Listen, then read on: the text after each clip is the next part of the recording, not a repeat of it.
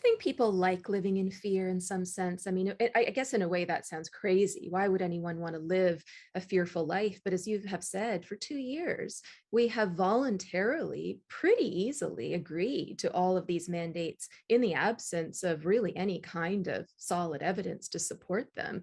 I mean, now we have a situation, the practical upshot of all of this is you can be a symptomatic COVID positive person dining in a restaurant while an uninfected, unvaccinated person is waiting outside to pick up their takeout order, right? And yet it seems like most, I don't know where we're at in terms of the numbers, feel like, well, that's all right. That seems I don't think people like living in fear, but they like to believe that they're on the side of compassion and security when uncertainty and threat looms. And so that's the moral, and it's an easy moral victory.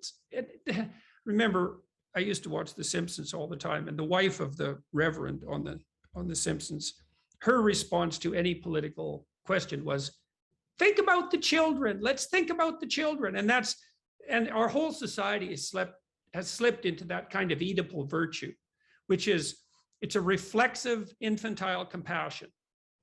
And there's a presumption underneath that the manifestation of that compassion, which is appropriate for infants, is the only valid political response to every single question.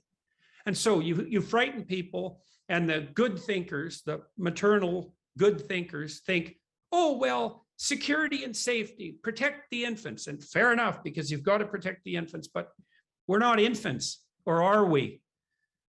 And so and our whole political discourse is warped by that strategy. Safety, right? We have this pure culture, this safe. Do you think that's historically unprecedented? Are we more obsessed with? Yes, definitely. Why is that? Why? Because of the large-scale movement of women into the political sphere. That's a huge part of it, because women are more agreeable than men. And so compassion for them is an easier moral, it's the easiest moral option that's available. And this is it's a real struggle, right? Because how much you should push forward bravely and how much you should secure the home front, that's a constant question. But we've had a mass movement of women into institutional and political arena. And so that's one element of it that we haven't contended with at all. And no one will even ask the question. And then there's another issue that's relevant to this too, is that the female mode of antisocial behavior is reputation destruction. Like, males engage in physical conflict, but that isn't how, especially antisocial males, they'll use physical dominance as a means to obtain their narrow, self-interested goals. That's a bully, and bullies become criminals. That's not the female antisocial pathway. The female antisocial pathway is gossip, maliciousness, and reputation savaging. And there's a very well-documented psychiatric literature looking at antisocial behaviored women. I'm not making this up out of whole cloth. The problem with that is it scales on social media.